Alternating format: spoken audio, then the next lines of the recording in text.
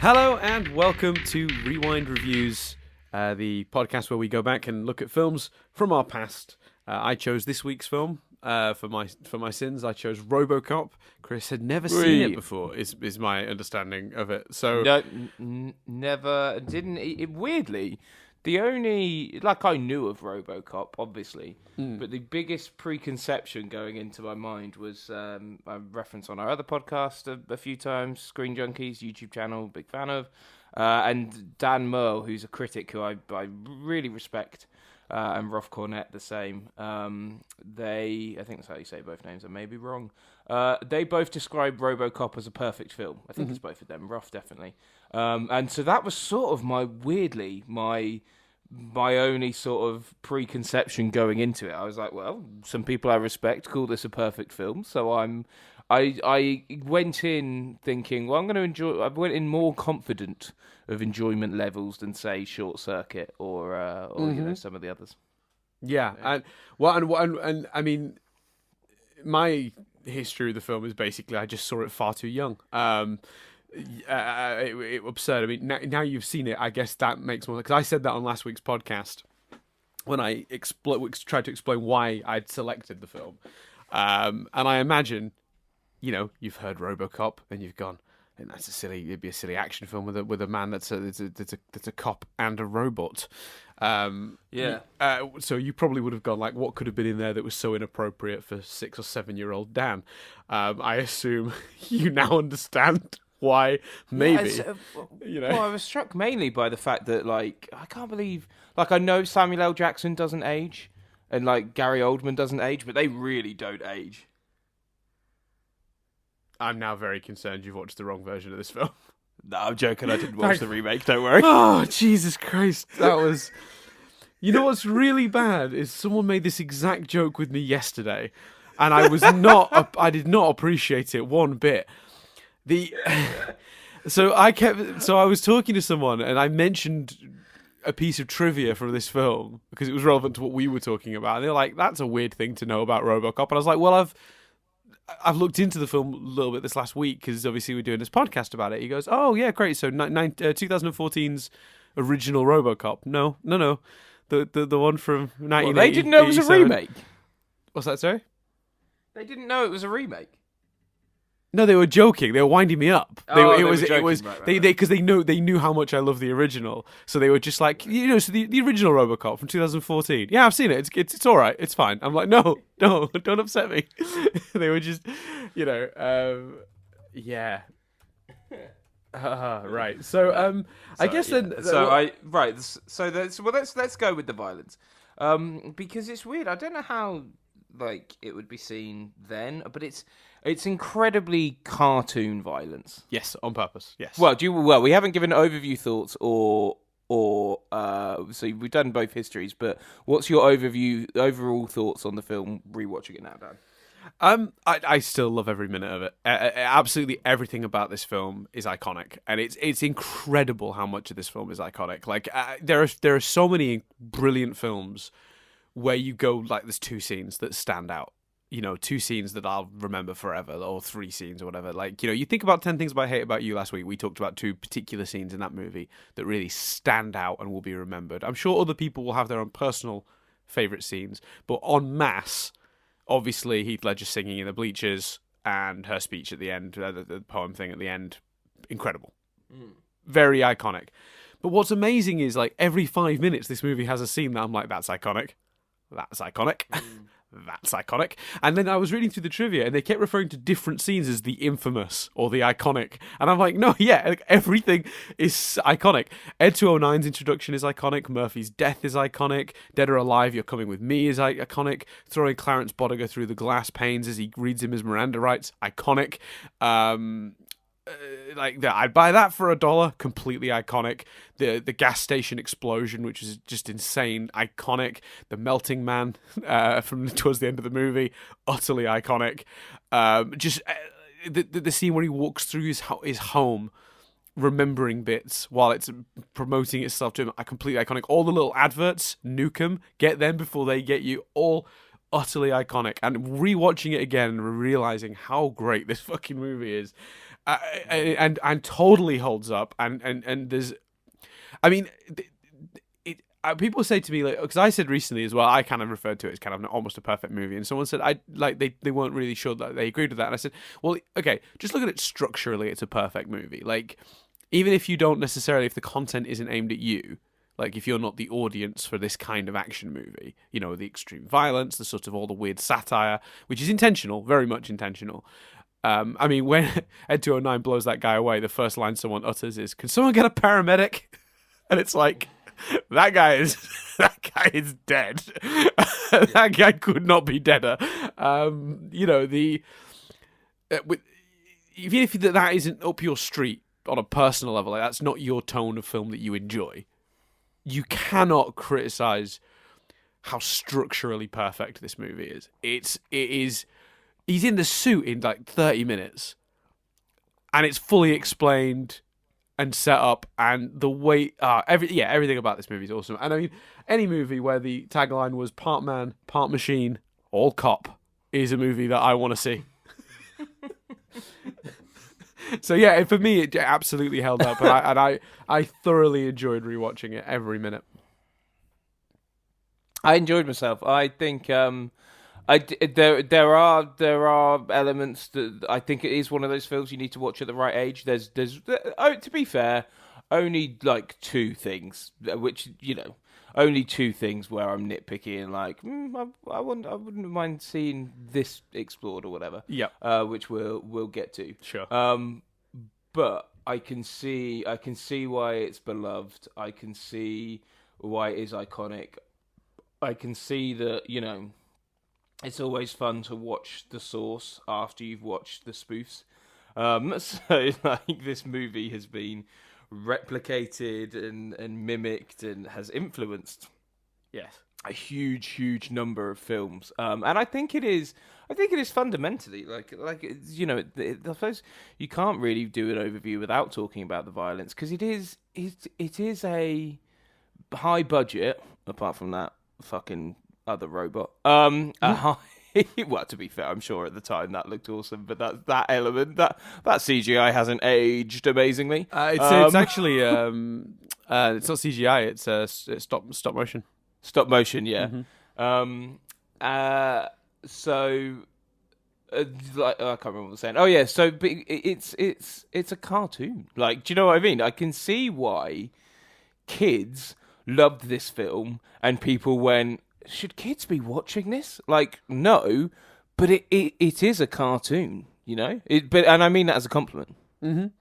Yeah, I think there is something cartoony about it, and I think that's intentional. I think that's like there's a contrast between, there's a really intentional contrast tonally between the idea of a you know, was it part man, part machine, or cop? You know, like that's.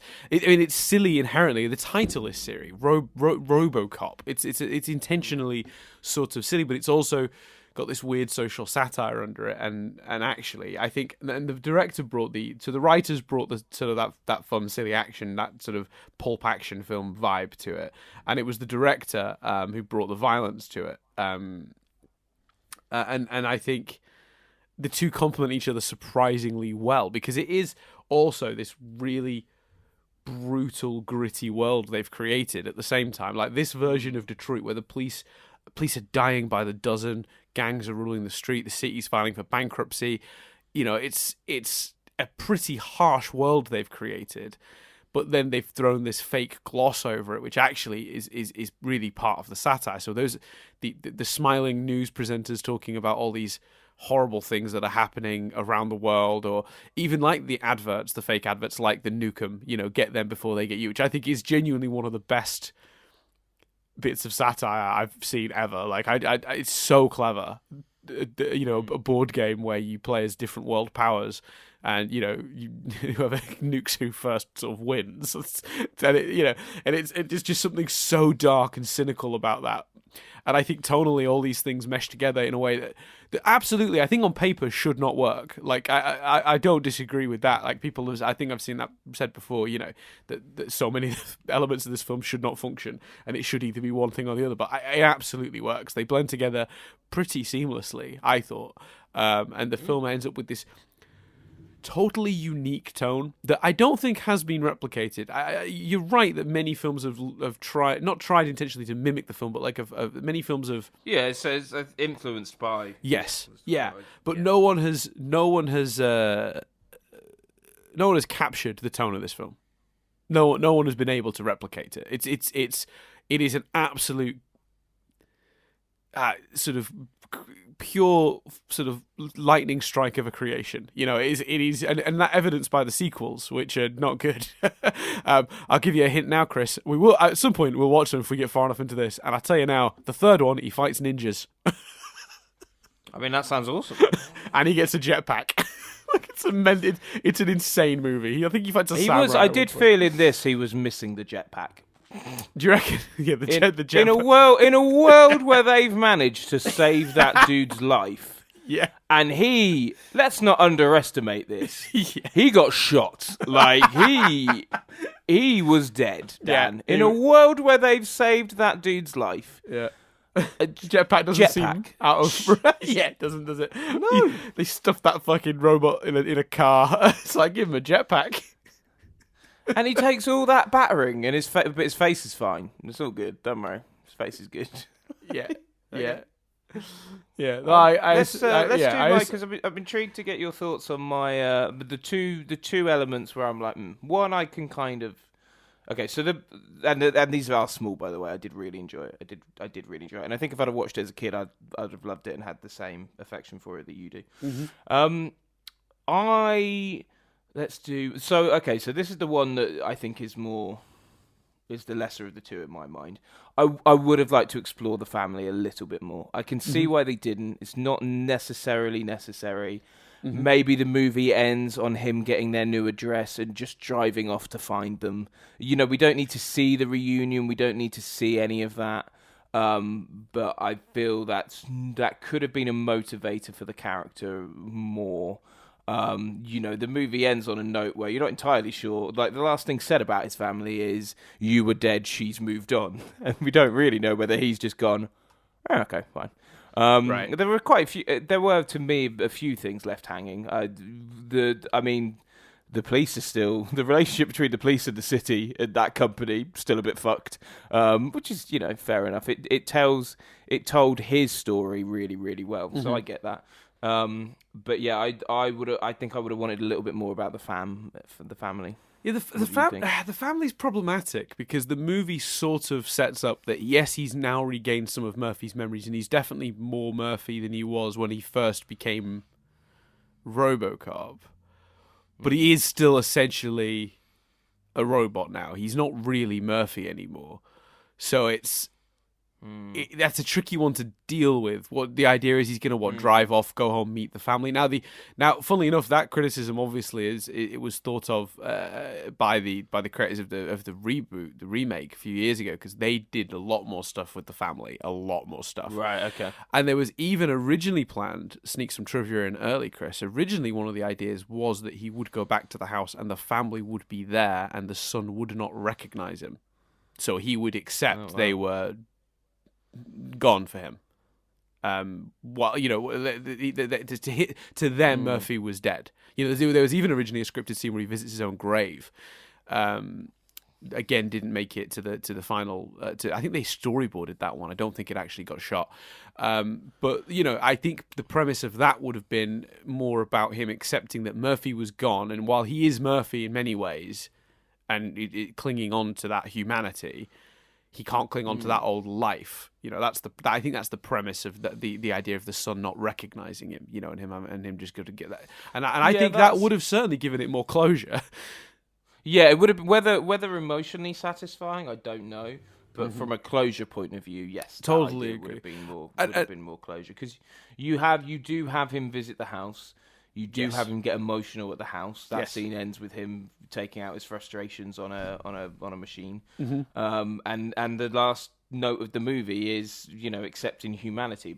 And I suppose you're right. It's that line between humanity and Murphy. Yes, humanity and the human. Yeah, because Murphy really is kind of dead in many ways. You know, I mean, legally declared dead, but also I think I think sort of theologically almost dead. Like, he is, you know, I think he has to accept that while there is much of Murphy in him, he's no longer he's the product of his two halves now. He's no longer that same one person. So it makes it kind of tricky to have him ride off into the sunset going to find his family, because he's not 100% Murphy anymore, and how would that work on many levels? So there's many questions about that. I totally understand, though, the need for more of the family stuff. It's used here very sparingly, the idea of the family, to help him regain his humanity. Not necessarily a closed off story arc, and I can see how that might be a little bit unsatisfying. And you've actually hinted at the only criticism that occurred to me rewatching it, which is that while that ending is extremely powerful, and apparently in many theaters when the ending of the movie played and he said, "What's your name, son?" apparently the crowd would shout "Murphy" sometimes before he did, and often like brand new crowds, like they would, so it was a real power moment apparently for people in the 80s, so I appreciate that for that ending, but it is a very abrupt ending, and like you, I had some, well, what now? And I wondered maybe the answer to what now was show him going back to the police station, sitting in his seat, and then a call coming in and him getting the car keys again, and off he goes into the night protecting Detroit. Yeah, because would that have been better? I don't know. Because they kind of, and admittedly they do it through her, and she's accepting him because she realizes who he is. We'll come back to that as well. But the police sort of, we don't really see. The police are kind of against him, and they're interacting. They're calling him officer. They're asking him what to book him for. They're refusing to shoot him because he's a cop. But I don't think we see enough of that. And I think what you've described, if they'd have pushed the police, if they'd have kept the police apart from, I can't remember her name, but the female lead, Nancy Allen's character, Lewis. Nancy. No, the actress is Nancy Allen. Lewis is the character. Sorry. Cool. Maybe you have Lewis, like maybe there's when they're like, shoot him, there's some police that are like, yeah, we've wanted to get rid of him for ages, why not? And Lewis is like, no, don't. If they'd have sort of pushed that a bit more, but we don't.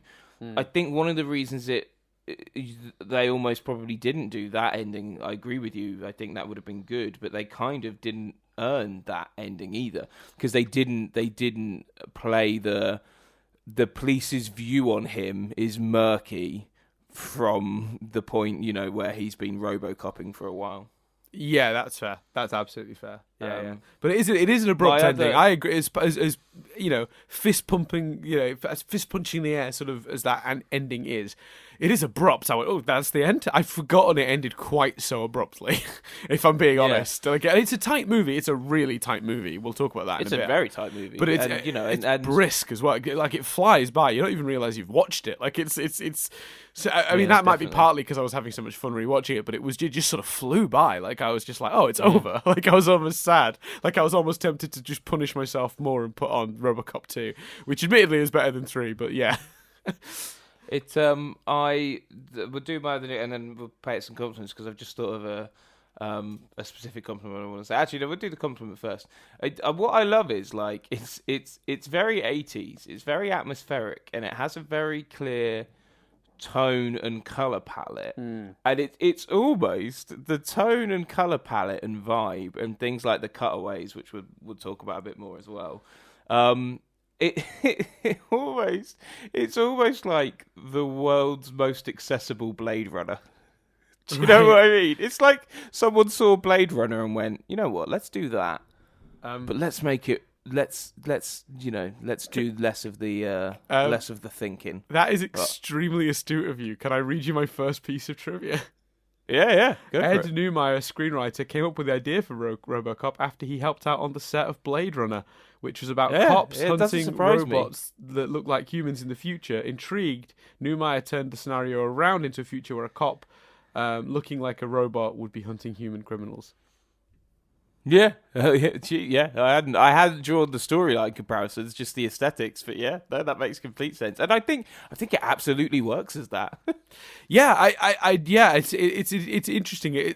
I hadn't really thought of that either, but the idea of like a slightly more accessible Blade Runner, like one with a bit less pondering and a bit less sort of like sort of that pacing that sometimes dogs Blade Runner or people's response to Blade Runner, which is they find it quite slow and plodding. I love Blade Runner, but it's a dense movie. But maybe that's because the last time I watched both in one day. Oh, that's rough.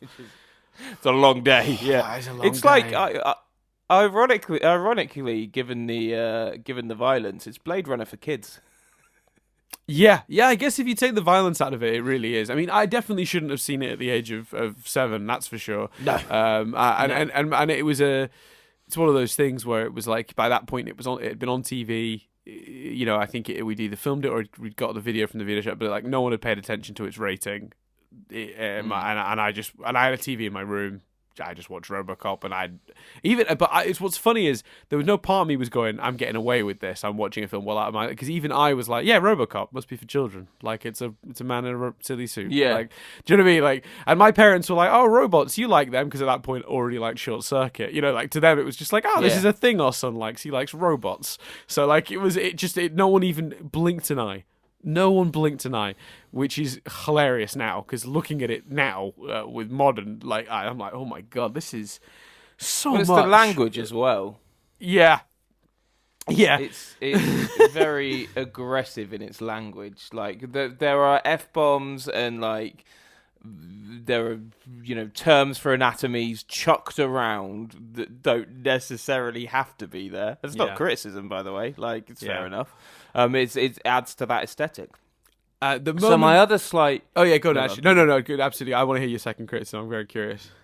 Well, no, the criticism feels too harsh a word. Like, honestly, it does. But my other kind of like, and I can produce the argument in my head, but I don't know if I believe it's strong enough. I don't know why they made him new to the police department, and they made that whole incident was the first time him and Lewis interacted and went out together. I don't know if it would have added more emotional weight if they had been partners for longer and everyone knew him. Now, the counter to that in a way is, well, the fact that Lewis is so defensive and determined that it's him shows either A, how much it affected her, or B, how police band together, and shows that positive aspects of being cops. And B, if you're already not able to do the memories of the family enough justice, adding in someone else that he would be remembering as well or making a connection with might make it more complicated. But then you could do the family stuff, but just with him trying to remember her and being affected by her. And I suppose then you almost make it more of a love story. I don't know. But the decision for him to be new, whilst I could form those two arguments, I still think it potentially adds more emotional weight. And gets rid of introduction scenes or whatever. Well, see, and maybe it's that for that reason, so that people can say to him it's hell, it's shit, and can sort of set the world up a bit. Yes, that's exactly what I was about to say. I think it's 100% to introduce the police force, the world that he's in, and the idea is he's from this outside, he's from another department where they're not, where it's not hell, and you get plenty of time for the police officers to introduce themselves to him, but tell him you're in for it. Like, this place is a shit show. This is a mess. This is is we're getting killed left, right, and center. I mean, it opens obviously with the other cop officer called, having just been killed by Clarence. Well, he's in hospital having had an encounter with Clarence. 2 others dead, and then they think that one's going to survive. And then obviously the chief comes in, and you have the pretty clever scene where he takes the guy's name off, and everyone knows what that means. He doesn't have to say it. That's a great scene. That all those sequences I think work as they do as an introduction to the world through him. But you could argue you could find other ways to do that, and then have an instant connection between him and Lewis. If you did it the other way around. So I think both ways have pluses and minuses, merits and sort of merits and sort of drawbacks. I can totally see why you'd have thought that though, because it would have been nice to have when she says, Murphy, is that you? It doesn't just jog his memories of being Murphy and his family, but also jogs his memory of being friends with her. That certainly would have tied the movie to more of an emotional pinpoint. But then again, you're right. Maybe that would have cluttered it if he wasn't just remembering a family, but he was remembering her as well. I think that's what led me down the road of maybe he just remembers her. Yeah, you could do it that way. And I guess the other issue you've got, though, is then there's no excuse for him to not remember quickly. Like, she says, Murphy, that you, and he doesn't immediately the script needs him to remember later in the film. Does that make sense? And obviously, if they're both walking around the precinct, maybe he'd have seen her, she sees him a couple of times when he first arrives, and you don't want him seeing her and immediately glitching out. And if he does it later but didn't do it earlier, you go, well, wait a minute, why didn't he have that reaction the first time he saw her? So it's I guess that's maybe what they were thinking of as well, because obviously you don't want him to, you want him to start getting those memories back a little bit later in the screenplay than he does. You want it towards the sort of end of the second act, start of the third act. You don't really want that moment to happen at the start of the second act. That would be problematic. That's completely I think. Fair. But I agree it would have given him more of an emotional tether. So I can totally see where the thinking is behind that, because I think that would have been a very interesting angle to take on it. The idea that he had deep roots in that precinct. But then again, if he had deep roots in that precinct, would OCP have let him go back to it?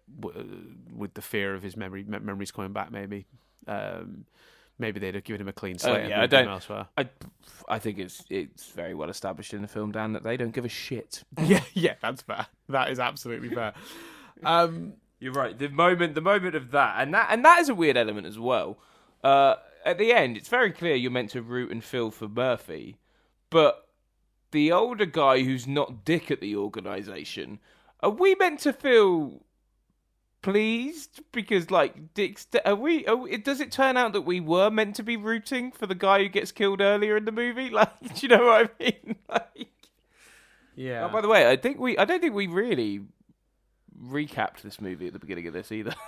Yeah, we did it. We got straight into it. So for anyone who has, well, first of all, watch the movie. I mean, you should see Robocop. You should absolutely see Robocop. But very briefly to recap, the premise of the film is a police officer in Detroit, which is undergoing a huge gang problem, is killed by a gang at that exact same time, because the police department are so struggling for money and the city's having such trouble. They've sold the police department to a private company, OCP, to fund and run.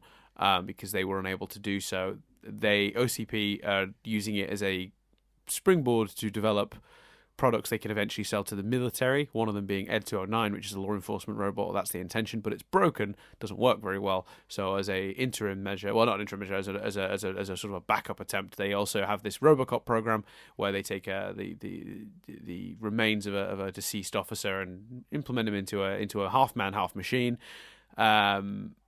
But he actually starts doing his job a little too well, because actually one of the people at OCP, one of the top guys, is actually been stoking the fires of these gang wars to get that business, and is actually working directly with one of the gang leaders, Clarence Bodiger, and Robocop uncovers the whole thing and shoots people. That's about it. Yeah, good. That's a good distinct. So what's the plot of the sequel? I must admit, I remember the sequel a lot less. I remember two there's two particularly not iconic but very memorable moments from the sequel, the immediate sequel. So the number 2, not 3. 3 I remember for a whole different reason. 3 I remember quite well because I remember watching it as a kid, being like, "What is this shit? Because it took me ages to see 3. I saw 1 and 2 pretty quickly, but I could not locate 3. I think maybe 3 had come out more recently, wasn't necessarily on TV. And when 3 finally aired on TV, I had to record it because I wasn't going to be home, or it was aired at night or whatever. And I recorded it, and I remember sitting down so excited to watch the third one, because the second one is iffy but not like a complete mess. To the eyes of a child, it's more Robocop. It's tonally similar enough that it feels like at least a worthy attempt at a sequel. The third one's a mess, but I remember sitting down to watch it, and I remember that just so distinctly. Even as a child, oh god, I hated that movie so much. Oh, not only was it it's bad in so many ways I can't even describe. So I remember that movie for a whole different reason. A few details that. Go on, sorry.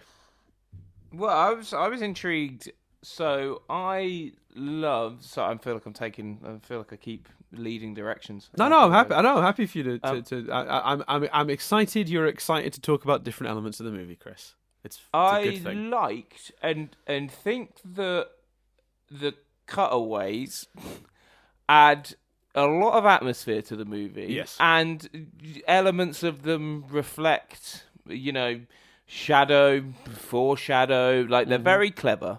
They are. But towards the end, are you not a little bit like, yeah, all right, show me the third story that's actually relevant to the plot? I don't. But particularly the car, like, great, it's a diner. This movie needed more dodgy stop motion. It's weird that you're spoofing this dinosaur or spoofing that concept when you have stop animation, stop whatever it is. That's just as dodgy. I really liked it, and I think it adds, and it makes it. They absolutely help make it a great movie. But just towards the end, I was like, oh, come on now. They did it from my understanding, my memory of when I've got some trivia for later, but I think they cut a couple as well. There's a couple of really interesting ones they cut. I've got further down in my triv, but yeah, I know, I totally get that. Yeah, I think I don't think they. I think they land on the line. Does that make sense? They don't cross it, but they come as freaking close as you can to being too many. You know what I mean? Like, one more and we'd have been over the line. Like, it was, for me, it's just about right because they mix in story-related ones with sillier ones. You sort of get away with it. Just, again, though, I agree with where you're coming from because I do think at a certain point you go, all right, well, give me the one that's relevant. Like, yeah, but because the others are kind of silly and fun, you get it. It's just about on the line, and it's a trope of this director. Actually, he does similar stuff in Starship Troopers. He loves to do that sort of stuff, but he does it with propaganda films in Starship Troopers and news reports rather than necessarily adverts like that, I think. But yeah, they set up different elements. I mean, they are really clever. They're none are wasted. I mean, there's even one early on about getting your organs replaced by robotic ones. Essentially, not they don't say it that way. They you need your heart replacing. We've got the latest, like, Samsung heart, and like, rewatching it, I was like, that's fucking clever, because we're immediately going, well, this is a world where organs have mechanical replacements. So, like, this is a world where they're maybe more advanced medically than we are. Certainly at the time, anyway. I mean, I know a lot of, like, replacements for certain organs already exist, but not a heart. So that that idea was, like, I thought really clever, because that, like, even though that seems kind of frivolous and it's funny because it's like it's quite a cheesy advert on purpose, it's actually telling you something about the world. The car one sets up the vehicle that becomes a part of the final action sequence and set piece. So they're all. They do all serve a purpose, but yeah, I think it is very close to the line of being a bit like, especially the final set. You're just like, come on. I think it's that final set in particular. Like, I think that's the one. Do you think that's more about the? Do you think that's more about the placement? Because at that point, the story is really marching forward, so it feels a bit like possibly. And pacing. I think there's a fair amount of gap between the last and the penultimate, and you you forget about it, and then it comes back, and you're like, oh shit, yeah, we're doing this. Okay, cool. Yeah. I think Nukem is my favorite by far. That is one of the things I remember being, like, quite iconic about the movie. One of my other absolute favorite and iconic scenes remains the Ed 209 scene, the initial one, the test subject thing. That might be one of my favorite scenes from a film of all time. As a kid, that scene blew my mind. I loved it's such a clever idea that they bring in this robot. Everyone's terrified of it. Then they all relax because it's fine. And then it just goes so wrong. And did you see it going wrong that way? Like, because obviously at that point, there's been no major violence in the movie, I don't think. That's the first, that's the first violence, right? That's the first really gory scene. Yeah. And it absolutely, it sets up the violence, the type of violence. It was shocking. My jaw hit the floor. But I think my favourite thing about that scene is that it really sets them up as bad guys because their reaction, like everyone in the room has such an awful reaction. Yes. And, I'll get him a paramedic. And, like, people are screaming and stuff. But no one's, like, like the guy's like, you fucked up or whatever he says. It's like, you fucked up? You've all just watched a man die. Like, what's wrong with you people? So it's a great way of setting them up as the villains. Yeah, it really is. And it's a really tense scene when Ed 209 starts counting down and he puts the gun down and he continues counting. When I first saw that, I was like, those next 15 seconds were like, no, they're going to fix it, right? They're going to fix it, right? This poor fucking guy, like, you know what I mean? It's like, it's really brutal. And then he goes, yeah, that's the other thing, you're right. It really sets them up because he runs for help into the crowd and they push him back out because they don't want to be in the firing line. Yeah. And it also sets up how arrogant they are because they loaded him with real ammo. That's how confident they were. I feel like the whole system should have been tested first. Well, yeah, my assumption is it worked, but it went wrong there because they hadn't tested it thoroughly. I'm assuming someone went through that before. But they didn't put it in front of stairs, did they? No, I love that. That's another one of my favorite bits. Rolling down those stairs is one of my favorite. The Robocop Ed 209 fight's really cool, actually. Even though the stop motion's not great by modern standards, those fights that fight still, I love it, and I love the Well, honestly, the drunk pratfall from Ed 209 at the end when Robocop comes back, shoots him with that thing, and then you just see his legs wander into frame and then wobble a bit, stumble over. That is one of my favorite scenes. Ed 209's actually weirdly iconic in this film for me. I remember as a kid at Ed 209, I had an Ed 209 toy. I didn't even have a Robocop toy. I had an Ed 209 toy. I loved Ed 209 because it was just so stupid, and it was like obviously stupid. It was like a helicopter without the rotary bit. It was like a helicopter on legs. What a stupid idea. Everything about it was dumb, and I loved it. But you're right, it does actually really set up because all they care about in that scene that follows, the lead, the nicer owner of the company is just annoyed that they're, to quote Spider-Man 1, back to formula. The idea that they've had a setback is upsetting him. The really villainous guy, his only thing is to try to convince him it's just a blip, which a guy just died, and even the nicer one over him goes, someone just got murdered. That's how shit your robot is. And then, of course, the third dude is like, this is my opportunity, sneaking in. This is my chance. It's my chance to get the Robocop prototype in because that one just killed a dude. Mine hasn't done that. One of my favourite things about the third dude is it's just his relationship with that dude who he's with the glasses in that meeting. Who at the end, by the way, that guy with the glasses, they bring him back for the third one. It's amazing. But, like, he's just there to be like, hey, like, literally, his role is to just be like, to just say random stuff to him. Yeah. And, like, they go to the effort of making him sort of cheer when the other guy dies, and it's like his death has been avenged, and that's what he's cheering. But, like... It's just odd, that plot. Like, they have a scene where they have him talking to someone. The scene that leads to him calling Dick an arse and stuff, and the word beginning with P that I don't like saying. Mm-hmm. So that could have been the guy with the glasses. Like, you could have. Yeah, that's fine. Yeah, well, yeah. Where did the guy with the glasses go that day? Yeah, I thought that. So weird. Yeah, that's weird. But I love they bring that guy with the glasses back in the third one, and it's like, look, we've got some original cast members. That's ridiculous. Yeah, it's great. But it is amazing how they managed to do a lot of setup in a short space of time. Like that scene does do an awful lot to set up the movie and who all the players are. Certainly OPCP, and then you look at the scene that follows it, which is the sequence that's Murphy's death. So it's Murphy heading out to that call. And you set up Clarence Bodiger so well. Can you fly, Bobby? His friend, one of his team gets shot. And to him, it's just a body to throw at the car. Yeah. That's brutal. Yeah. How instantly do you understand what a person Clarence is? Like, what kind of man Clarence Bodiger is? It's funny to see...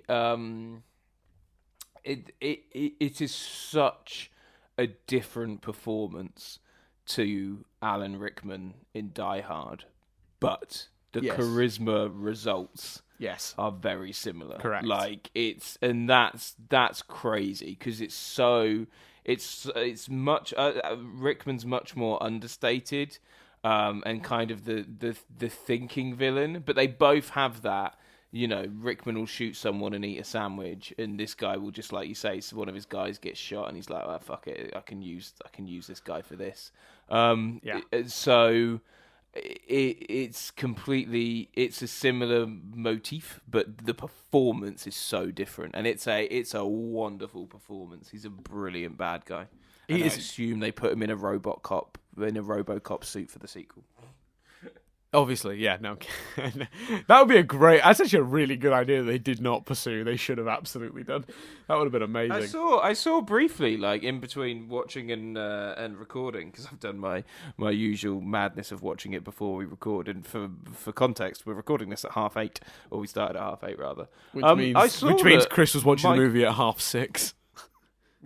Which I saw that Michael Keaton played that role in the reboot, which I didn't think anything would necessarily make me go, because I know it's meant to be really bad. I didn't think anything would make me go, "Oh, I'll watch the reboot." But seeing that, I was like, "Ooh, that's intriguing." Yeah, it's a version of. It's very different. He's more of an OCP guy than he is Clarence. Oh, right, okay, fair enough. But it's because in the movie the villains it's different. It's not really gang stuff. It's hard to explain the reboot. Maybe I don't know. Maybe at some point we'll tackle that as an oddity that it is. It's there's a handful of good ideas behind that reboot. There really is, but it feels like a very nervous studio just pissed all over it, basically. We've not named, obviously the performance we're praising is Kurtwood Smith. Yeah. You might know from that 70s show. Yeah, definitely. I mean, it was weird for me actually because I watched this movie so much as a kid that when that 70s show started, I really struggled to see him as the dad on that 70s show, because I only really could see Clarence Bodiger every time he showed up. Because this movie was so ingrained into my mind as a child that was really all I knew him for. And he's had a huge career. If you look through his IMDb, I mean, he's a wonderful actor. I mean, all the performances. I mean, Peter Weller particularly does a wonderful job here, both in and out of the suit. Everyone here is on fine form. It's a really great cast. Nancy Allen does a wonderful job as Lewis, and Nancy Allen actually is a really interesting one, because one of the famous elements of this movie is that everyone played against type. Kurtwood Smith had not played a lot of villains in his career, so for him to play Clarence and do it so well was surprising for everyone. Nancy Allen had been the girl next door in a lot of stuff. She was in Carrie as one of the other schoolgirls, is my understanding. Although I've not seen Carrie since I was like a teenager, so if I'm wrong, apologies. I don't think she's not the lead. She's one of the snotty school girls that bullies her, I think. But she, that was her role, that she'd play the cheerleader or the girl next door, or, any of those sort of roles. And she had long hair, and she was kind of famous for this, like, long flowing hair, and they cut it for this movie. And in fact, the director kept getting her to cut it shorter than it was. So in the lead up to the film, when they were doing rehearsals or whatever they were doing, he asked her to cut it shorter, and he kept doing the same thing. She had multiple haircuts until he got to the length they ended up sticking with. That's a compliment, actually. You can really level at this movie. That character, and we said it last week, and it's so shitty to keep saying it, but at this point, in the 80s, when movies like this aired of this nature, the female part was often the damsel in distress, or the other woman. When actually she's a really strong character, and she's badass. She saves him. Like, she saves multiple the times. hero of the movie. Multiple times. Yeah. My real favorite, her introduction is incredible. Like, there's a guy, they're bringing a guy in to book him, and he breaks sort of free, and she just kicks the shit out of him right there and then. She's a great character. No, 100%. Lewis is amazing, and like I said, they wanted her to play against type. They didn't want her to be that dainty girl next door type. They wanted her to be that tough cop. So the hair is symbolic of that. But again, it was someone playing against type, and then of course the the sort of vice president OCP, the guy that was actually working with the gang. That actor was famous for playing like kindly grandpas and nice old men, or not old men, but like he was famous for playing nice, very charming, sort of kindly old. I keep saying old people. I don't mean old necessarily. That had been his career, and then he obviously, got to play this really brilliant villainous part. So the Paul Verhoeven, who directed this, really wanted everyone to play against type, and got the most out of his actors, and as a result, ended up with one of the most unusually. Because honestly, you would not. Clarence is a good example, because Clarence, not only is it playing an actor playing against type, but it's not really traditionally the visual of your big villain gang leader. There'd have been in the 80s. They'd have been a Stallone type. There'd have been a bodybuilder type, or so. But apparently Paul Verhoeven, who I'll see if I can find there's a little bit of trivia about this actually. So basically, he originally auditioned Kurtwood Smith for Dick Jones, but when he learned he'd been cast, that's actually the role he thought he had. But it was later he discovered he'd be playing Clarence. And he discovered the reason that being of Dutch descent, Paul Verhoeven had grown up near and around the Holocaust, and thought that when wearing glasses, Smith resembled Heinrich Himmler, who was obviously part of Hitler's thing. And Smith apparently, Kurtwood Smith thought this idea was actually really interesting, because it was an unusual look for a villain in those days, and it made him maybe more menacing. Because he thought it was the idea of wearing glasses making someone seem more intelligent. The idea being that he wouldn't just be brutal, but he couldn't just be outsmarted as a character. And therefore he was more of a threat than your average gangland grunt. So they all, in the end, everyone was that's where that character sort of inception was. And I thought that's a really interesting idea. Clarence is a fantastic villain in every way, shape, or form, and especially towards the end when he starts, when Robo starts sort of like throwing him around, and he's just screaming like, I work for the you work for the cops, and an OCP, I work for OCP, they own you or whatever, and that whole speech that as he's being thrown through the glass panes, like that is incredible. Like his performance there, it's great acting. And you feel, even though you kind of want it to happen because you want the evidence, you sort of feel this thing like, oh, he's fucking up. You feel the guy's anger, and you kind of react to that moment the same way that Dick later on reacts to that moment. I think absolutely. To be fair, all the gang, apart from maybe the guy that got shot by her at the end from like the tower thing, but the guy who's watching, the guy who smashes the window just so he can hear the TV, and the guy who nicks the car when he gets released from prison, those two are really well characterized as well. And it's also two great performances. And the guy who ends up in the toxic waste is such a almost like ahead of its time death. Like just it's almost Final Destination in its it's brutal, in its gruesomeness, and it's not. What's so clever about it is it's not. We do the scene with the guy who has the car blown up. He gets shot and just sort of falls. We do that. It would have been so easy, and so many movies would have just got rid of the other two gang members that way. But the fact that the other two have really interesting deaths, is awesome. And again, that's Paul. Probably, I'm assuming that's Paul Verhoeven's influence on the script. He loves that sort of stuff. He's got a very sort of like violence oriented mind. And at some point, we probably will watch Starship Troopers as part of this, because Starship Troopers is another big one from my youth, and it's also a Paul Verhoeven film, and it's a big commentary on sort of military and propaganda, and you can already imagine the sort of violence the movie contains. I thought they were really clever. To move us on, if that's okay, with the way they introduced Robocop, there's two elements of it that I love. First of all, I love him showing time passing and then making him from his perspective. I thought that was genius.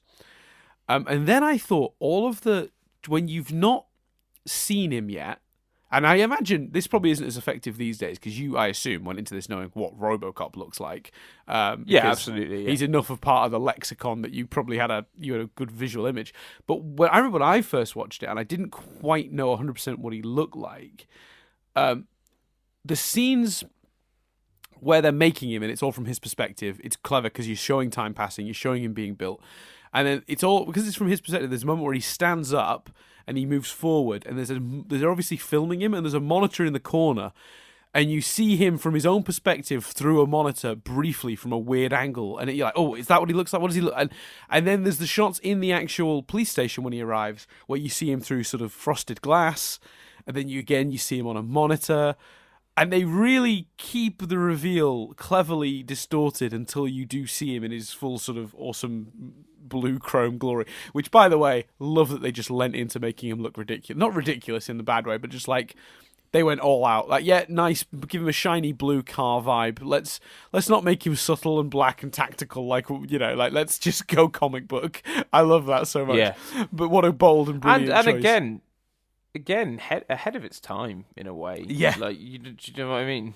Yeah, not till Marvel was the comic book vibe so embraced.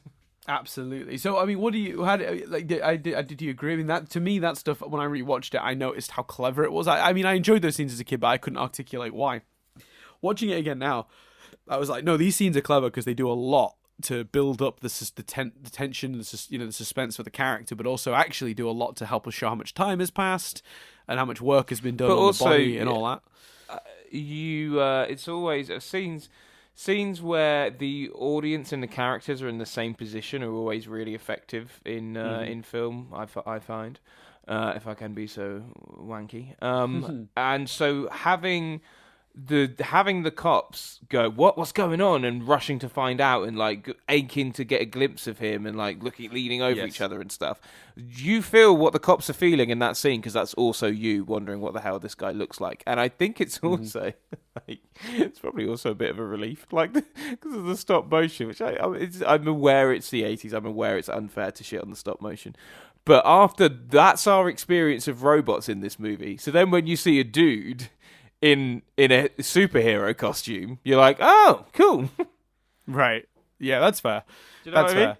Yeah. See, it's funny because the stop motion didn't bother me as much, but I guess it's because when I saw it, it wasn't out of place, and I remember it visually. Do you know? Does that make sense? Like, yeah, I'm aware I'm being unfair. I'm very aware of that. Yeah, no, I totally agree. It's a really engaging origin. I just think like it takes him like 30-ish minutes to get him in the suit, which is very tight. But also, you could argue there's a real danger when it takes you 30 minutes to get someone in the suit that could be a dull 30 minutes for someone. But what an engaging opening to the movie when you think about it. Like from introducing Murphy to the Ed 209 scene to Murphy's death to this, to this scene that shows him becoming Robocop, and then the scene where they introduce him as Robocop. Like those are all really great sequences. It's a really well made, it's a really well constructed and tightly constructed script and story.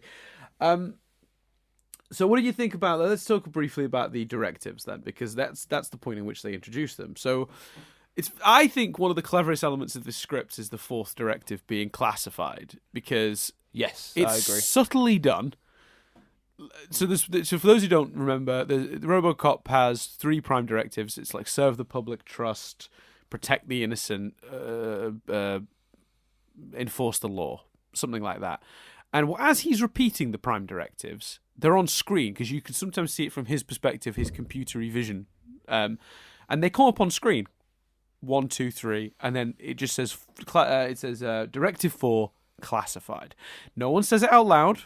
No one references it at all until right towards the end of the movie, but it's visually there, and I think it pops up twice, if I'm not mistaken. Directive 4 classified. Yes, I can't remember the other example, but I think... No, I can't either. I think it pops up twice. I could be wrong. Correct me if I'm wrong. Feel free in the comments below. But what I think's so clever about... that people will be listening and commenting to this. Sure, do it. Go for it. Quick changes going down a tree. Yeah. But what's clever about that is, so obviously later on in the movie we discover that OCP are actually creating the problem they're coming in to solve with the gangs. Clarence is being funded by the OCP, and the final directive is actually that that he can't arrest OCP staff, and they put that in, or her OCP staff. They put that in obviously to protect themselves because they're as guilty as the gang criminals. And then there's this, obviously, the final sequence of the movie. Once you discover that, first of all, that's very clever because it's embedded right at the start of the movie. But not only that, but then it leads us to our very, very cool final sequence, which is that the head of OCP fires Dick, which gives Robocop the immediate ability to shoot him in the face. Or no, what is it? Did you shoot him in the chest? What is that? Can't he ends up going off the side of the building. He shoots him everywhere, if memory serves. Right, yeah, sure. Of course he does. It's a Paul Verhoeven movie. Yeah, I'm sure he shot him in a very violent and bloody manner. I've got the visual in my head of him falling then out the window and going down to the ground. So... I just think that's such a clever script mechanic, the idea that you embed this classified fourth thing and it becomes this real problem for him to overcome later in the movie because he can't actually hurt or arrest the people responsible. And I like the idea that Dick was clever enough to infiltrate the other guy's program because Robocop wasn't his build, he didn't want Robocop at all, so he must have had someone on the inside to make that happen. I just think that everything about that is, I think, really clever. Obviously, the directives themselves are a little bit inspired by, Isaac Asimov's Three Laws of Robotics, but yeah, I think really cleverly done. Yeah, I completely agree. I think there's a lot of very clever decisions in this movie, and I think that's why it gets so much praise for its structure and stuff. And I think Clarence is very well defined. We've not talked much about Dick. Dick's very well defined. Lewis, whilst you can argue, there's the guy with the glasses, I'm not really sure what he's doing, and you could make more of the family members. Actually, it's visually engaging, and the characters the movie decides to focus on are served very well.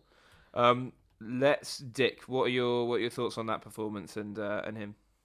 Yeah, I mean, incredible. And considering he's a guy, and I can totally see afterwards reading about it that he was typecast as like the kindly gentleman. Like he really comes across that way. I could totally see him playing that, but seeing him be like the scene where he's insulted while he's in the bathroom, and everyone else knows he's in there. So that for those who don't remember, there's a scene where the guy the character whose name I keep forgetting, the guy who was in charge of the Robocop project.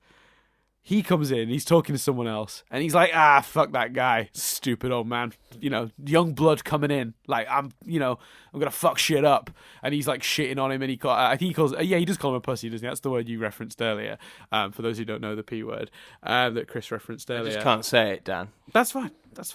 You're welcome to call it the P word, that's absolutely fine. What was I saying? Oh yeah, so he's shitting on him to another guy when they come into the bathroom, but everyone else in the bathroom must have seen Dick go into the stall, so they know he's hearing all of this, and they start shitting themselves and leaving. And then one guy literally pisses himself. Literally to get out of there quickly when he realizes, and then he comes out of the stall and confronts him. And like that scene, like if you didn't already know this guy was bad news, that scene is a real like, oh, this dude is menacing. He's very menacing in that scene. And credit to the other actor as well, because he does play, I don't give a shit, I'm young and fucking gonna take you down, yuppie. Like he doesn't react scared at all. It's a really good performance. He casually washes his hands, even though he knows he's just been caught, ragging on the old man, as it were. Like, he doesn't care.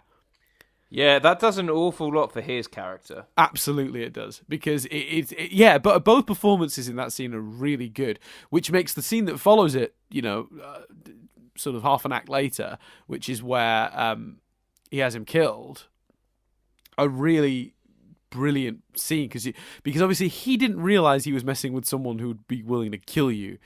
Like, he just thought, oh, this guy's a shark, he might try to end my career. I can deal with that. The business world is my place. I'm, one of these crazy yuppies. I can deal with a guy trying to end my career, but I don't think he knew he was dealing with someone who might end his life. He plays that fear when he does realise that that's what's happening beautifully. Yes. It's incredible. Like that scene where And he's at home with the two. Wait, what does Clarence call them? Bitches go with the quote mark. Yeah, bitches. and they're just like, see you later. Yeah, see you later, Barbie. I can hear it in my head. I can hear the line. He must be called Robert, that character. Because I swear I hear that lady saying "See you later, Bobby" in my head. Yeah, it's great, really good. And the video he plays from Dick, it's so smug. And then, of course, Clarence leaves him with that grenade. And that scene works on two levels because it's a great end for that character, but also that's the first time we realise Clarence and him are working together. That's the reveal. That's just what I was going to say. That reveal is really powerful. And it is surprising. You are thrown by that. You are like, oh, shit. Like, 100%. Yeah. 100%. It's a great twist. Oh, it's incredible. It's absolutely incredible because you definitely don't see it coming. But it's also it's a lot of social commentary again in this film. It's subtle, but it is there. The idea of corporations owning the police and the corruption that could occur as a result of that. The idea that he's created the problem so he could solve it and profit off it. It's more relevant today than it was then, to be honest with you. Yeah. It's incredible, like how ahead of its time this film was. And also, I've remembered one of the cut scenes from the little advert tags. Yeah. Was one where the sitcom they keep getting glimpses of that. I'd buy that for $1. Yeah. One of the cut scenes was that guy being arrested on assault charges with one of the other actresses. I know. No, I know. I know exactly why you're laughing because that is absurdly ahead of its time. Like that is. But no, not just that. But like, it's really clever. Like that makes so much sense. Yeah. Yeah, it does. Yeah. So that one was cut. I kind of wish we'd had that because then that would have threaded them together a bit. At least that would have been like the pirates in Watchmen. You know? Yeah.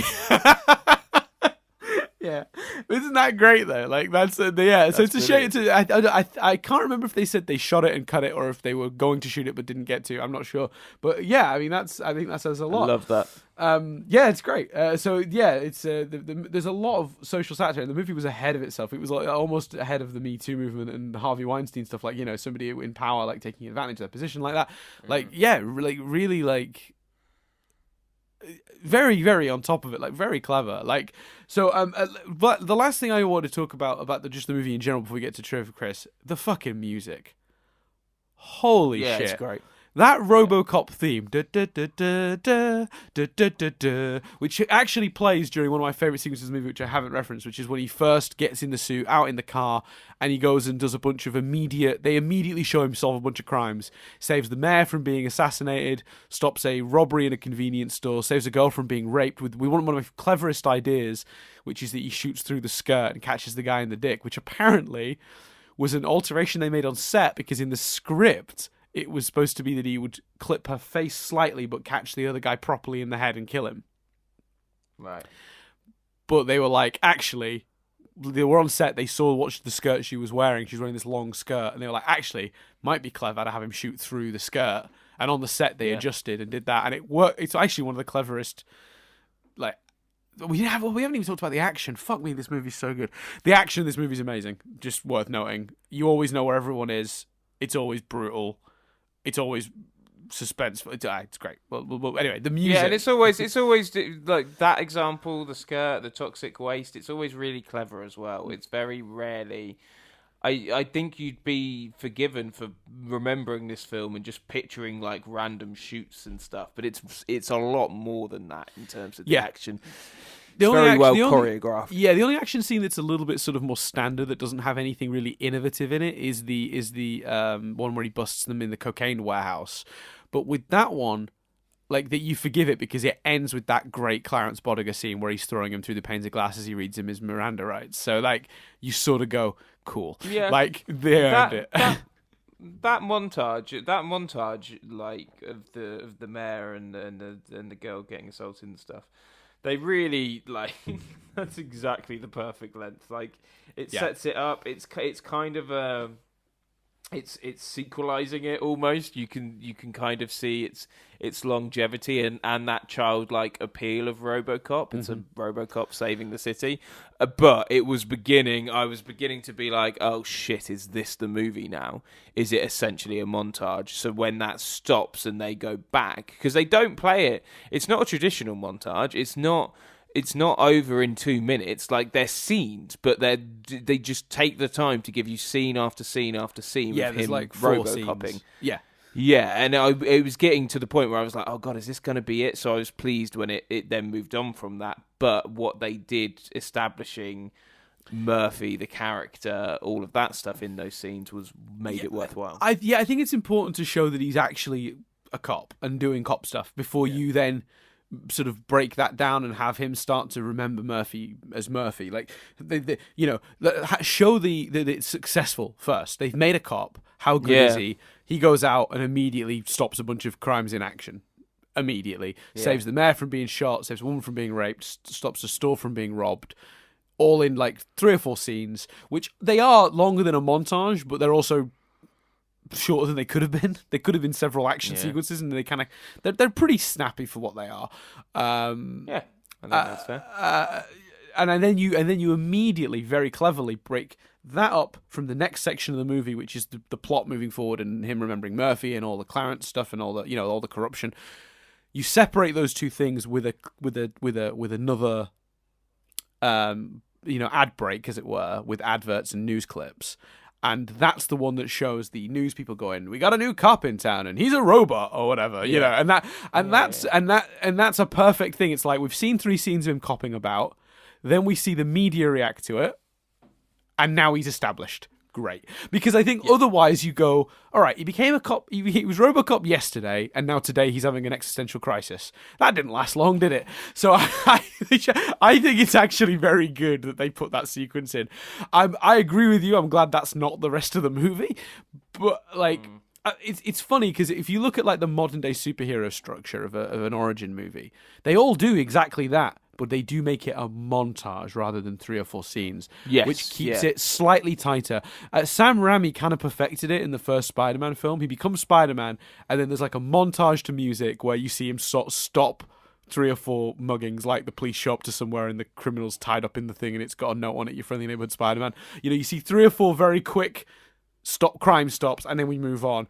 This movie takes a bit more time than that with it, which I'm fine with, because all those scenes are really fun and they're all pretty inventive, like breaking through the wall to get the guy that's trying to shoot the mayor, shooting the girl, through the skirt on the girl. Like, they do it in a really inventive way, so they get away with it. But yeah, it's kind of a modern. It's so again a huge influence on the future of superhero movies, essentially, because they've all done exactly that. Now he's in the suit because we've told that story.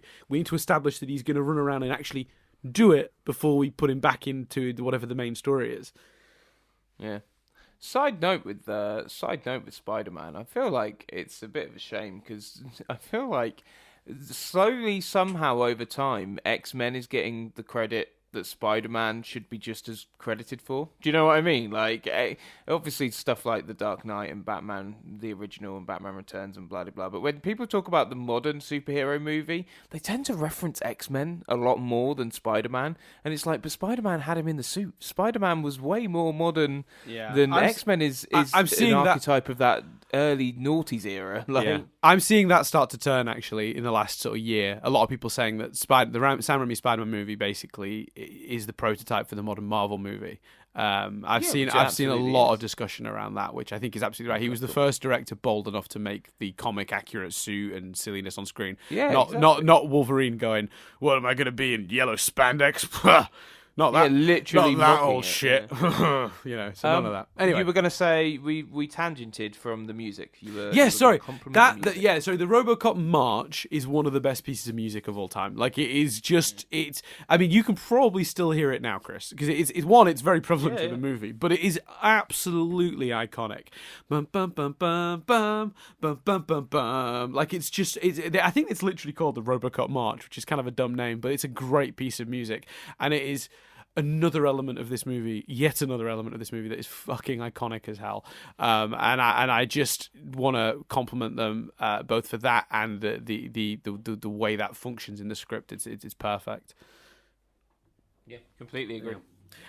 And also the Murphy moment at the end where he takes off the helmet. No, he doesn't have the helmet on for pretty much the last third of the movie, right? Like the makeup work on that surprised me. I expected that end because it's so iconic, and because you're trying to set that iconography of him as RoboCop. I honestly, when he goes into battle at the end, I was like, oh, he's not put the helmet on. I was surprised. I expected him to put the helmet back on. Yeah, really cool. Yeah. Really iconic sequence. That whole sort it of almost go on, sorry. It almost, in the sequel, when presumably they put him back in the helmet, undermines it. Undermines the ending a little bit. Yeah. I that's fair, I think. What'll be funny, I think, what's funny is obviously the third one, they couldn't get Peter Weller back. Peter Weller didn't come back for the third one, so it's a different dude. And he has the helmet off quite a lot in that movie, which is really weird. Really? Yeah. Wow. Yeah. But the helmet goes back on for the second one. Although, from what I could tell by the cast list on the franchise page on Wikipedia, most of the characters are recast in that movie. Actually, less than you'd think. They do. They get Nancy Allen back actually as Lewis, which I was pleasantly surprised by. Yeah, and as I've already mentioned, the glasses guy is back. Well, forgive me, for not remembering him, Dan. Yeah, absolutely. Right, should we get to the trivia? There's so much of it, Chris. So much of it. I'm going to try and get through it as quick as possible. Is that okay? Yeah, cool. So, we've already talked about the inspiration for writer Ed Newmeyer, Newmeyer getting to get off the set of Blade Runner. But basically, he was an executive at Universal at the time, and he hated his job. And he'd previously been a script reader, where he just hated everything he read. So he decided to go write his own screenplay. But coincidentally, at the exact same time, so he wanted to write a story about a robot becoming a cop. But at the exact same time, a fellow scribe called Michael Miner was working on a script about a human cop who becomes a robot. So it was a weird progression for them they bumped into each other and they ended up joining forces, which is the part of the birth of this film. This script was rejected by pretty much every major studio, for years before it got made. Orion Films finally got behind it after the success of Terminator, which was also one of their movies. Because it was a low-budget movie about a robot that just out of nowhere did very well, and they decided that was going to be their thing, I guess. So they made Robocop based on the success of Terminator. And it's paid off, because not only did it have 2 follow-up sequels, 2 cartoon series, a television show, many comic book series, a made-for-TV series of 4 movie-length episodes, and a fan parody film. It's also spawned over $1 billion in children and adult toy lines and collector statues, which are still being released to this date. So Orion Pictures made bank off RoboCop. It's turned out pretty well. This first movie made an absolute mint at the box office. The sequels, not so much, sadly. But I think the audiences sniffed out what was happening with those sequels pretty quickly. Credit to the audiences being smart enough to not be fooled by the quick cash-in that was the sequels, particularly that third one. The screenplay had been offered and rejected by also every big director in Hollywood because it was called Robocop, basically. I mean, that's one of the reasons a lot of the studios turned it down as well. And even Orion, when they picked it up, were like, we're changing the name, right? They apparently we can't call it Robocop. And funnily enough, another piece of trivia is that Murphy originally wasn't Alex Murphy. He was originally going to be Robert Murphy. They had to change it because they were really scared everyone would start calling him Robocop. The true irony of which is that eventually bootleg merchandise was produced in China calling him Robocop. That is stunning. Genuinely true. Great triv. Great triv. Paul Verhoeven was one of the many directors to initially reject the script. He actually obviously ended up doing it, but he rejected it at first and threw it away after reading the first few pages, convinced it was a dumb action movie about a man turning into a bloody robot.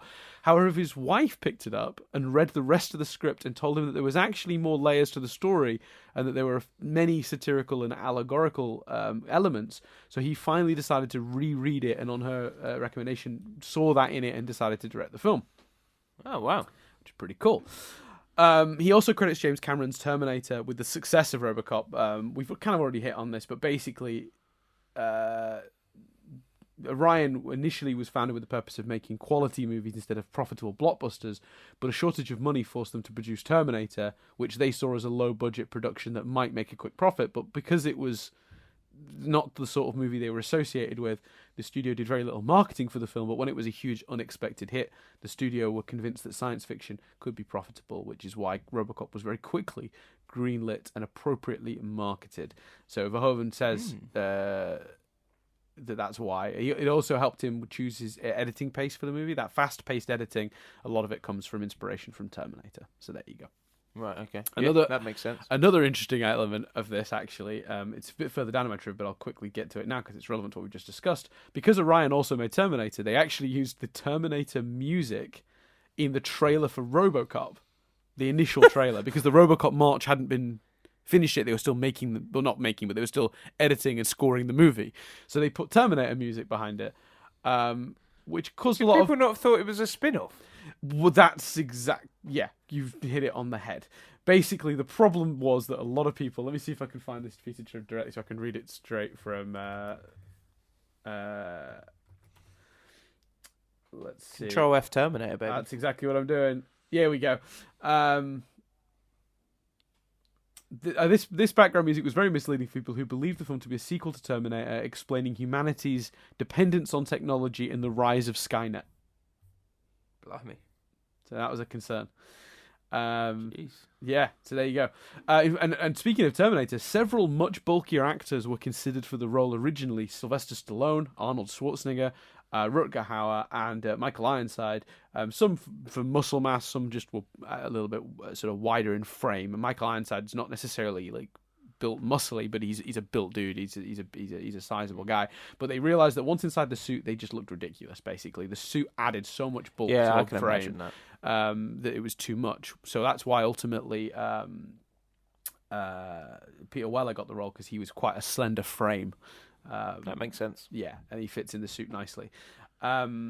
Apparently, Stephanie Zimbalist was originally cast as Lewis, but had to give up the role when she was called back to film more episodes of Remington Steele. Nancy Allen was cast by Paul Verhoeven, and he had her cut her hair even shorter several times until it was short enough. We talked about that already, but he wanted to really desexualize the character, and I think that's pretty cool. That's good. When she first arrived on set, Paul Verhoeven was shooting the cheesy sitcom It's Not My Problem, you know, that I'd buy that for $1. And apparently Allen was horrified initially to think she'd signed on to a terrible film being made by a completely incompetent director. Obviously, I'm assuming at some point later she, changed her mind. Her mind, yeah. Kurtwood Smith's wife was actually the secretary, Barbara, that he comes on to.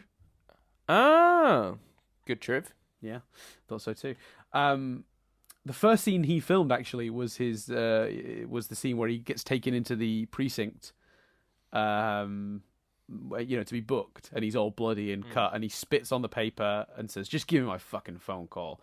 And that moment apparently entirely improvised, spitting on the paper and saying, "Just give me my fucking phone call." I love it. He just was like, "Can I try something?" And Paul Verhoeven was like intrigued and was like, "Yeah, cool, do it." And he did that. And apparently the many people believe, including Smith, that it was kept in the movie just simply because of Paul Verhoeven's love of blood. So you may have noticed the gun that's pointed at Ed 209 is massive for a handgun. Yeah. That's the original gun they wanted to give to Robocop. They had the prop made. Right. It was, would you believe, far too small in Robocop's hands. Oh, wow. That is a massive gun. It's insane. So in the end, they had to have a specially made, from Beretta, automatic pistol with extra bits added on it to be bulky enough to look right in the hands of that robot, because he was so huge that even that Desert Eagle looked like a pea shooter in his hand. But they still had the Desert Eagle, so they used it in that scene. But it stands out in that scene as being unnecessarily large. Yeah, it does, yeah. It's very noticeably too big for a small handgun they were using for that test. It's massive. So, yeah. The set, unfortunately, was famously miserable. It was swelteringly hot the entire time. Everyone was on short temper, from cast, crew, and even director Verhoeven, who was particularly adept at causing tension on set with his notoriously short temper. Cast members Kurtwood Smith and Ronnie Cox were eyewitnesses to some of the director's rantings and ravings. It was a troubled production, and I'm going to get to why now, Chris, in a section, a new section called "That Fucking Suit." This is all trivia related to the fucking suit and what a mess it Right, was. go for it. Right. So, the suit was designed by a guy called Rob Bottin and his team. Director Verhoeven and the production team weren't satisfied. Whoa. Go back. What was his name? Rob Bottin, yeah. 100% true. I'm sorry. I mean... Forgot about that. Is this section actually called Dan Makes Shit Up? I wish. No, sadly. Robo Boffin? Right, Rob fine. Bottin. That's true. Wow. It's great. He's actually a really famous special effects guy that worked on like The Thing and a bunch of other stuff. He's got he is. He's got a really great career. He's like genuinely I say massively respected in the industry. I say this with no disrespect, but he was never going to be a road sweeper, was he? I mean that with no disrespect to road sweepers. Yeah, that's a bit like in the Inhumans when her name was Medusa and they don't get their powers till they're 16. That was a really...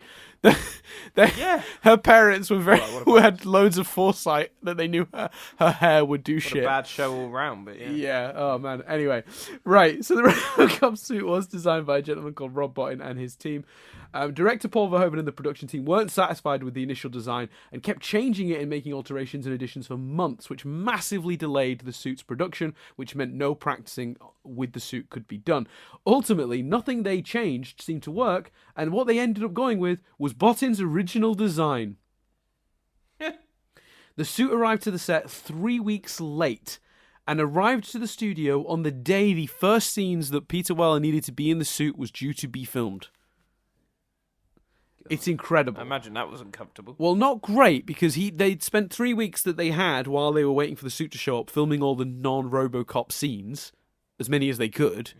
Presumably one of the reasons Kurtwood Smith's first scene was, being booked at the police station. I'm assuming they shot all the stuff of Murphy before, all of that.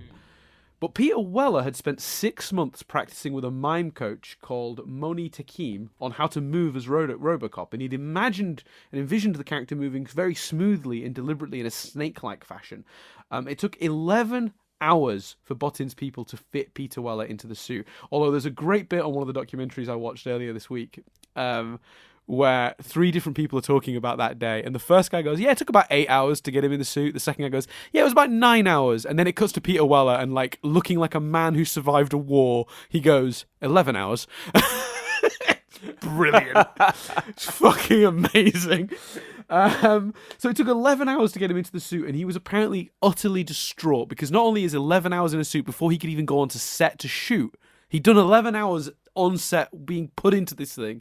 He was then distraught to discover that everything he practiced for 6 months was not going to be usable at all. He could not move the same way in the suit that he was imagining at all. He'd had no time to practice, and he was furious. One of the other reasons there was much... And I get it. He got the suit on the day they were supposed to shoot scenes.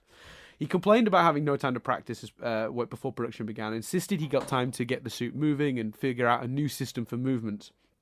Production was halted for 3 days in order for him and his coach Yakin and the director to figure out a new approach to the movement, much to the irritation of the director Verhoeven, who we already set up was a bit short on temper. Moni Yakin eventually advised him that it would be best to slow down his movement so he could, and gradually build up the speed so he could gain the ability to move in the costume. But tempers did flare a lot over these couple of days, particularly over the decision to halt production. The movie was over budget. It was boiling on set. Everyone was grumpy. And afterwards, during that time, they actually tried offering the role to a different actor, Lance Henriksen, because Peter Weller was kicking up such a fuss. Jeez, wow. Now, he turned down the role, which is ironic because he actually was also considered for the title role in Terminator. So he had 2 different attempts to be robots in screen before and couldn't do it. It was a scheduling thing. But in more recent interviews, Verhoeven has admitted that Weller was absolutely correct to be upset and that he deserved the right to express his opinions, and he's happy they took the time they did to get it right, and that in the end it all worked out. So Verhoeven has looked back on it and gone, he was correct. Like, he should have had more time to practice in it. It was rough for us to do that. Wow. Now that here's a number of things that were problematic with the suit. So, discovered in the suit that he couldn't fit properly into the police car. He was too bulky. So, any shot of Robocop in a police car, he's not wearing the bottom half of the suit and he's in his underwear. It's kind of hilarious to think. Right. They intentionally, the reason there are so many really cool shots of his foot coming out of the car is so they could establish that he's in the car in his full suit, even though he isn't. They just put the foot out. It's incredible to think that. The suit was so hot and so heavy that he was losing 3 to 8 pounds of weight from water loss a day. Oh my God. Because the hands of the suit were made from foam rubber, the shot where he catches the car keys was shot 55 times because the keys kept bouncing off his hands. That's insane. Another problem with the suit is that it reflected far too much light, so they couldn't light him normally like any other actors. They actually had so many unusable shots, and eventually what they figured out was that you have to light it like you light a car. It's pretty interesting. You light it like a car because otherwise there's too much reflection. I thought that was really cool, but it took them a long time to figure that out. A lot of wasted money, material. That's crazy. The shoot was massively over budget, massively behind schedule. On the 20th anniversary DVD, Peter Weller talked about the scariest moment on set where he actually thought he might get hurt, which is the moment where Robocop goes down the stairs in the club, because everyone agreed that Robocop should not look down at the steps, but they were very shallow steps. And he really thought he might tumble. Also, in that scene, once again, only wearing the top half of the costume, bottom half, underwear. Jesus. I'd love to see that cut of the film. Yeah, the full shots. Apparently, has that ended the segment of that fucking suit? Sort of. So that pretty much ends that fucking suit, but there is another slight section to it, which is that fucking makeup. So apparently Paul Verhoeven and Rob Bottin clashed repeatedly during and before production over the design and makeup of the moment where he takes the mask off. Bottin wanted the film to be seen in a darkened area featuring harsh light that would... fearing that harsh light would reveal too much detail of the makeup effects. Verhoeven was convinced the scene should be lit as brightly as possible to give it more realism and that they weren't trying to hide anything. So he insisted that the director of photography, Josh Vacano, that can't be a real name. I'll look that up later. Would be able to would light it, but you're fine with Robert Boffin. Yeah. Yeah, that's a good point. He insisted he light it properly, so not to reveal everything, which he got his way in the end, but they refused to talk to each other for the remainder of production after that scene was shot.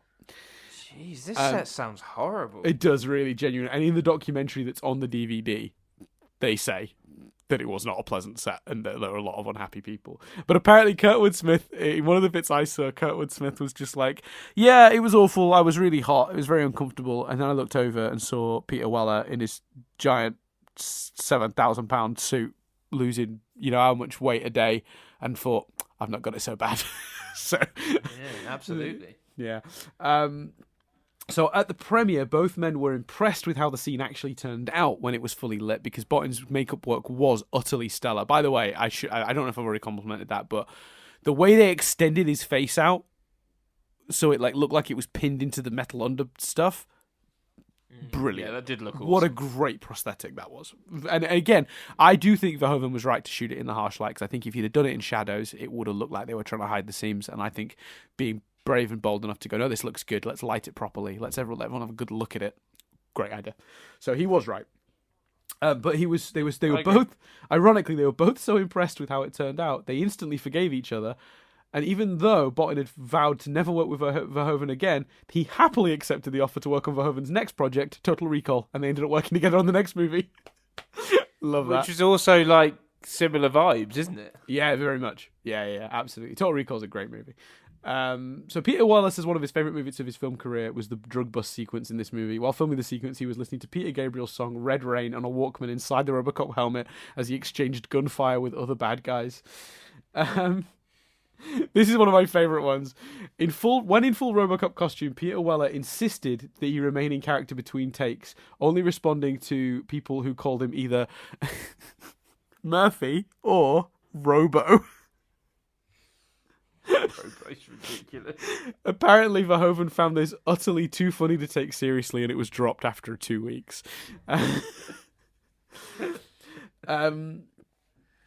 So, this is a hilarious one. Realising the film was running behind schedule and was way over budget, Verhoeven and the producer, John Davison, purposefully did not film a very crucial scene, Officer Murphy's death. When production wrapped, they went back to Los Angeles and grimly informed the executives that Murphy's death had not been filmed. The executives were forced to give them more money and film the scene in a warehouse in Los Angeles, because, of course, you need that scene or the movie doesn't function. Jeez. You could make a movie about the making of this movie. This is insane. And that's what I was saying earlier about there being so much truth, but it's all really interesting. It's 27 years after the movie's release, Detroit legitimately actually had to file for bankruptcy as a state. Thought that was interesting. Detroit has had some issues, hasn't it, over the years? Yeah. Writers and producers were concerned that the cops would be offended by their portrayal in this movie, so they actually arranged a screening for just cops in New York ahead of its wide release, and they fucking loved it. They cheered and screamed, and they particularly reacted to the scene where Robocop throws Clarence through the glass, reading his rights. Loved that. I don't think there's it doesn't paint cops in a bad light. I don't think particularly. No. I particularly enjoyed the we haven't talked about him, but the sort of like sergeant guy that's like, well, we're not plumbers, we're not going on a strike, we're police officers. People need us to protect them. You're not going anywhere. Very, very cool. Really good actor. Yeah. They drag him back for the third one as well. What? Okay. So it's just a bunch of. So basically, a bunch of people got left out the second one. And then everyone that did the second one was like, nah, not a third. So they went back to the people that got left out. Is that the case? That's my memory of it, yeah. We'd have to rewatch them. Wow. Maybe these characters do show up in the second one as well, and I don't remember. Because, I remember the third one for its offensive quality, But yeah, that's my memory of it, yeah. They were just like, Stunning. Which bit parts can we drag back for the third movie? It's amazing. Yeah. So apparently, now this is one of my favourite little tidbits. In Sacramento, in California, a robbery suspect was being chased by the police, and he'd fled into a darkened movie theatre to escape pursuing police. He became so engrossed in the movie while he waited that he did not notice the police had actually found him, evacuated every other person from the theatre quietly around him, and then flipped on the lights. He was stunned to discover that he was surrounded by police and was taken into custody. Right. I'm going to need you. I took it in, but I think that's my favourite piece of trivia we've ever done on this. So Dan, I'm going to need you to read that again, because that is phenomenal. In Sacramento, California, a robbery suspect fled into a darkened movie theatre to escape pursuing police. He became so engrossed in the movie that was playing on screen that he failed to notice the police had evacuated every other patron from the theatre quietly. When the lights flipped on, the stunned man was taken into custody. Right, now, not only do I want a movie about the making of this movie, but I want that to be the post-credit sequence. Isn't that great? I want that to be Thanos looking at the camera and being like, fine, I'll do it myself. I want they didn't think it was worth it. Caught a robber. It's great, isn't it? That is incredible. It's that great. is amazing. I love it so much. Yeah, it was one of my And favourites. what I love as well is like the arrogance of the police being like, well, not arrogance, but just them being like, right, fuck him. You know what we'll do? Get everyone out, and we'll just put all the lights on. Like, got you, dickhead. Look at this guy. He's enjoying Robocop so much that we could probably just sneak everyone out and catch this guy. Tactically, it's probably the smartest thing to do. Evacuate everyone else. Actually, to be fair. Yeah, I suppose for the safety of everyone else there, you're right. Yeah, but I agree with you though. It's so funny that the guy was so distracted he didn't notice them doing that. Like that feels potentially risky in a world where he's not engrossed by the movie. That is absolutely phenomenal. It is great. Okay, cool. Carry on. So the shootout scene at the cocaine factory was originally not intended to be quite as fast-paced as it ended up being in terms of the cuts, but apparently the automatic guns used in the scene kept malfunctioning during filming. Most camera shots did not provide more than 3 seconds of usable footage before the gun would automatically jam. So that actually necessitated all the quick cuts during editing, which ended up proving, in the opinion of the director, being advantageous for the scene because it was such a fast-paced, like gunfire everywhere sort of thing. But I think that's kind of interesting. Mm-hmm. Yep. Again, speaks to the budget and problems and all the other stuff going on set. I imagine they must have bought cheaper guns to try and save some of the money they'd lost on all the other bullshit going wrong. The suit cost $1 million, apparently. It's a lot of money. The film was submitted to the MPAA 12 times. Jesus. The first 11, it received an X rating, and then they finally cut it down to an R. So there you go. Fair enough. The climactic melting man scene with Emil, which is the guy that goes in the acid or whatever it is, the toxic waste.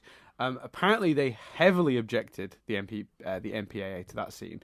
And were determined to have it completely removed. However, they eventually backed down when they found out that in most test screenings, the scene elicited a positive reaction from test audiences.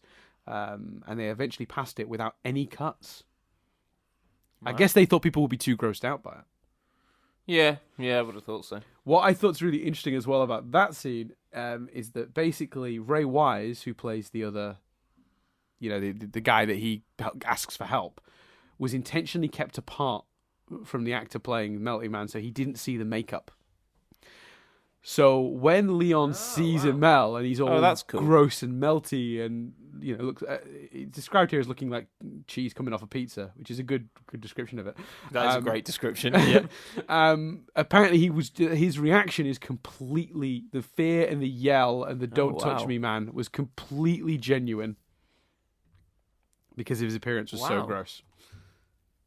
Wow, that's cool. I thought that was cool too. Let's have a quick look. Oh yeah, back to the MPPA. The scene where Bodiger's gang tortures and finally murders Murphy was heavily edited several times in order to avoid an X rating. In the theatrical version, it is clear that Bodiger has blown apart Murphy's right hand with a shotgun blast. That's actually in the version we saw, assuming you watched the version I sent you, but that's actually was not in the theatrical cut. Oh wow! And the same with the Ed 209 scene. There's a couple of seconds removed in the theatrical version that ended up making it to like subsequent DVD releases. The DVD releases all claim to be the director's cut, but it's only about 30 seconds longer, and it's basically just those couple of gory shots put back in. Right. Okay. So they were just restored when it came to home media. Yeah. The headshot apparently was trimmed as well in the theatrical in cinema version. Right. According to Paul Verhoeven's commentary, we're nearly done, by the way, I promise. That's cool. I mean, it's all, like I say, honestly, I've even got a name for it. You make it a TV show, and you call it Part Man, Part Robot, All Cop, and it's the making of Robocop. There's so much good stuff, isn't there? It does sound like you could make a movie out of it.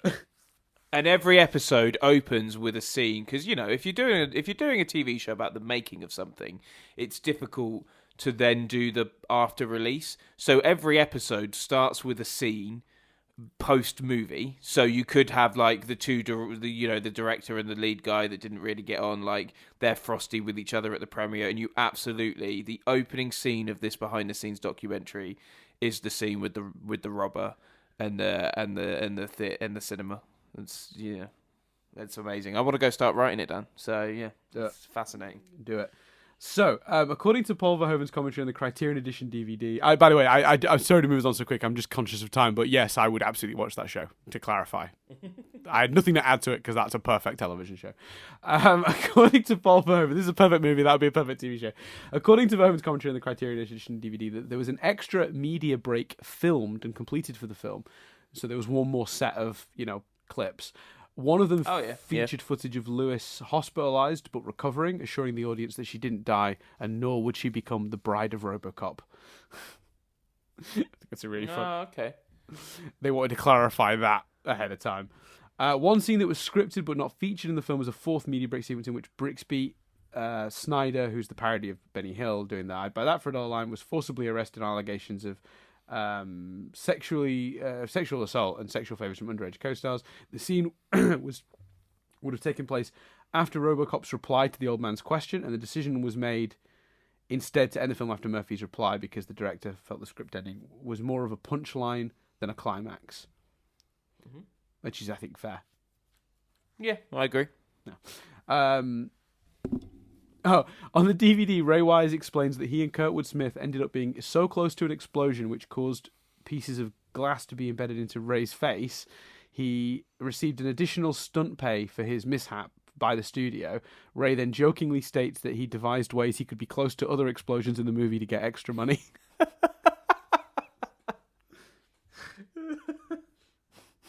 Amazing. I've got two last pieces of trivia. So one is also related to... Oh, wait. Where's that gone? Oh, dear. It's also related to Ray Wise on set. Oh, yeah. They got so bored on set filming the last sequences in the that sort of like quarry building site area. Apparently, there was big delays getting those shots up, that apparently a lot of the actors got golf buggies and just zoomed around the place for hours at a time racing. And apparently it was much to the irritation of the director who was trying to get shots set up. That was another course of tension on set. This set sounds mad. Right. This set sounds like absolute madness. So that's the last of the traditional trivia, Chris. But I've saved one for last, and it's not like a particularly exciting one, but it is a return of our world famous segment, Cars Exist. Yep. Cars exist. So the police cars are modified Ford Tauruses. One of the main competitors of the Taurus at the time was the Pontiac 6000, which the cars the villains use in this is the 6000 SUX, which is a not so subtle jab at the Pontiac 6000, because obviously that is essentially 6000 sucks. Ford did manufacture the Taurus as a police vehicle during the late 1980s to the mid-90s. So it's actually accurate to what would have been used as a police car. There's some jargon here about extra front grills and openings that weren't on the models that you could buy as a person. They were just on the police versions. The 2013 model year, they reintroduced the Taurus, sold to law enforcement again as a police interceptor, blah, blah, blah. Oh, I'm boring myself with this one. But there you go, cars exist. Oh, I'm not going to read the rest. Cars exist. There you go. Cool. So yeah, what do you... I mean, it's a lot. That is a lot of trivia, but... It's given me so much... Like, I came into this, like, enjoying it, and I'm like, yeah, I enjoyed Robocop. I don't think it's perfect. I can see why it's iconic. Now, like, after this chat... Like, I can really see why it's iconic and such a big deal. Like, definitely. It's a great movie. Everything about it is wonderful. I thoroughly enjoyed myself, and I would absolutely recommend. Yeah, I think so too. And if you haven't seen it, sorry, we've ruined it for you, really. But like, still go see it. It's absolutely worth seeing. So, I mean, where are we at then in terms of like recommendations? Like, we've recommended the last 3, haven't we? Yeah, quick change 10 things I hate about you and RoboCop. So that brings me, Chris. What are we gonna end the streak? What's next? Nah, we're not.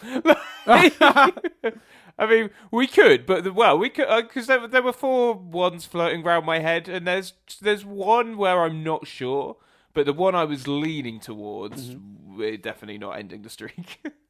We'll do it then. That's what. So what do you want, Dan? Do you want a bit of Jeopardy, or do you want the one I was leaning towards? No, do the one you were leaning towards anyway. Whatever you were naturally going to choose for us to watch next should be the thing we watch next. I think it's a contrast to this, and I think it's interesting because this is about films from our childhood. So I'm going to give you some hints that will make you guess it, right? So this is we've just watched a film that shouldn't really be a kids' film, but was. Next week we're going to watch an actual kids' film. We're going to watch a type of film that we've not watched before. And we're going to watch a film that we won't struggle to get hold of because I'm pretty sure both of us actually own it on physical media. And we are going to watch, in my memory, and I'm thinking about it, it must be the case for you as well because you're only a year older. We were born in a world where Star Wars was already a big deal, but it wasn't on cinema. Yeah, it wasn't on, it didn't air. This is, to my memory... Go on. What are you gonna say? No, I said sure. Yeah, I was agreeing with you. Yeah. Yeah. So, like, I there still were don't know films where you're that- going with this. There were films that are iconic and a big deal, but they'd already aired and gone to cinema. This is, to my memory, the first film I remember watching at the cinema and then it taking over the place and being a phenomenon. Is this So, about? as Is this? you may- Are we talking about 1999-ish? No, what are you thinking I'm talking about then? I thought you were going to hit The Matrix. No, I'm going earlier, baby. That's not Matrix. Isn't a kids' film. I would make the. Oh yeah, argument. you started very distinctly with that. Sorry, I forgot. I was too busy focusing on your last point. I'd forgotten about your other one. Sorry. Kids film, type of film we've not done before. Arguably the first cinema viewed phenomenon of our lifetime. Are we talking Pixar? We are. Toy Story then. Toy Story, indeed. So we're gonna watch Toy Story. Awesome. What a great movie. Yeah. I assume you own it. Oh, yeah. Yeah. Yeah. I also own Robocop and Quick Change and Short Circuit on DVD. So a lot of the movies we've done so far, I've had. Yeah, but I think that's. I know we've both seen it. I'm picking an option we've both seen, but I think it's a good contrast to RoboCop.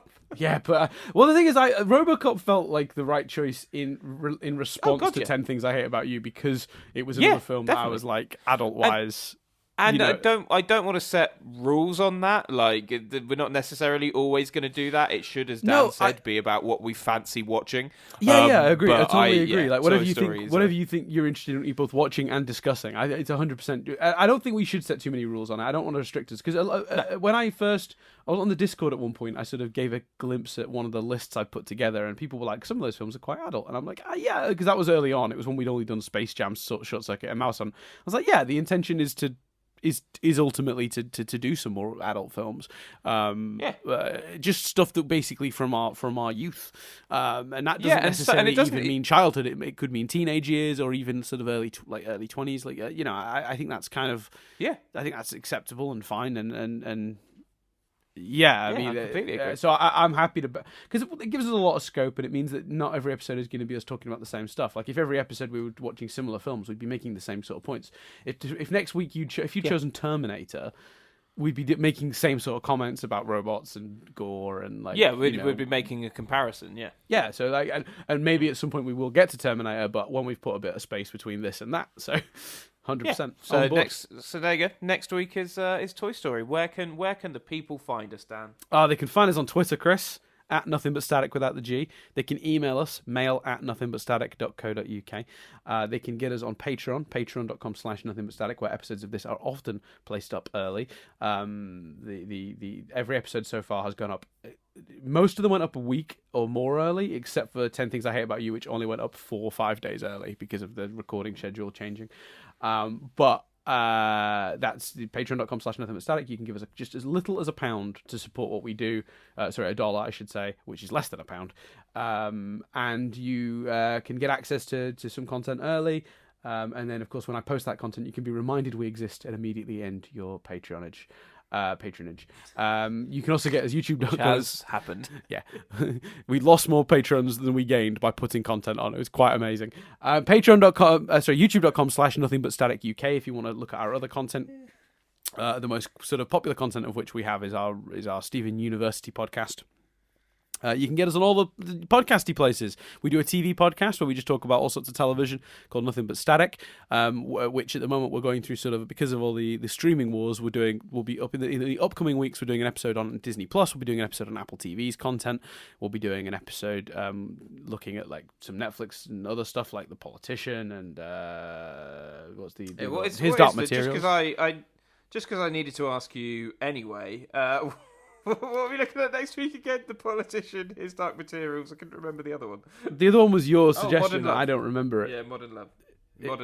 Modern Love. So yeah, that's the next episode, and then we're going to do an episode on Apple TV, and then we're going to do an episode on Disney Plus and The Mandalorian and stuff, and we'll probably on the Apple episode we'll probably talk about the morning show and what's the other one? The C with Jason Momoa.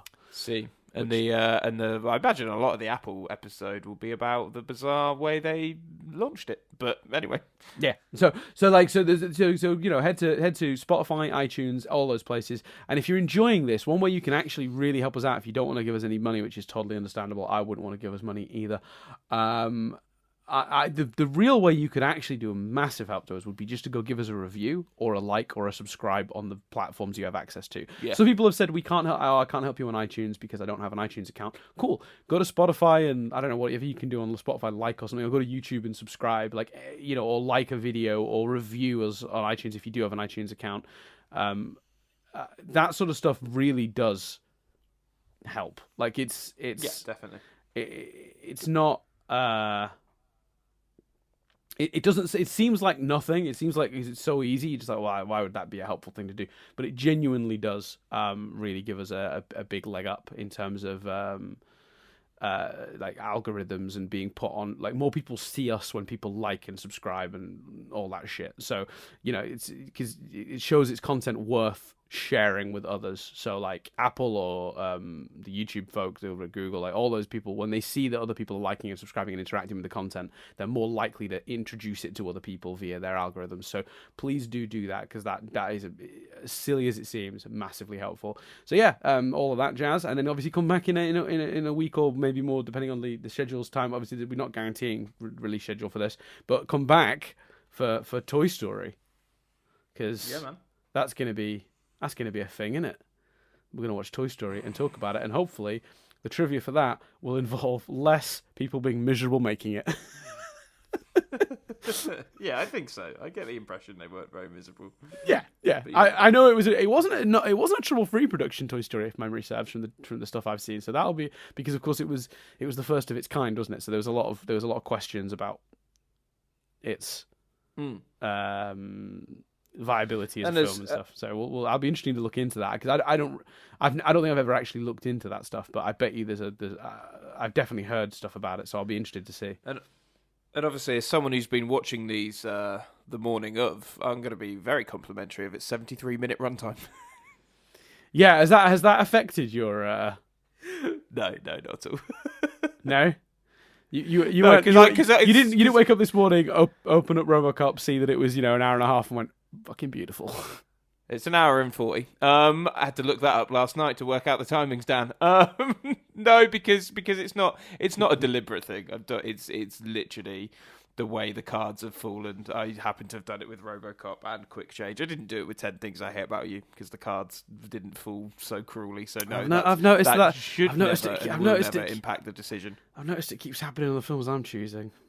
Find time to watch. No, honestly, that's not a reflection. Find time to watch the films you choose ahead of time, don't you? Interesting, that. That's not a reflection. 10 Things I Hate About You. Jess was away, so it was easier. I bet he watches Toy Story before the day. Just saying. I don't know. It depends. Depends what's on. We don't know when we're recording it yet. No, we don't. Right. But this has been our longest one. But I think Robocop. If there's a reason I asked you to pull this back 30 minutes yesterday, Chris. I had a feeling this might overrun when I saw the trivia and stuff. But I'm glad we I'm glad we did it, because if we'd have been forced to cut this 30 minutes short, I'd have been gutted. Yeah, you've been way more worried about my early start than me. I wasn't worried. Don't worry. Well, there you go. Cool. Well, thanks everyone for listening. Oh no, Chris sends this one. I'm going to hand it over. There you go. I'm Chris Billingham. I'm Dan Dillon. And this review has been rewound.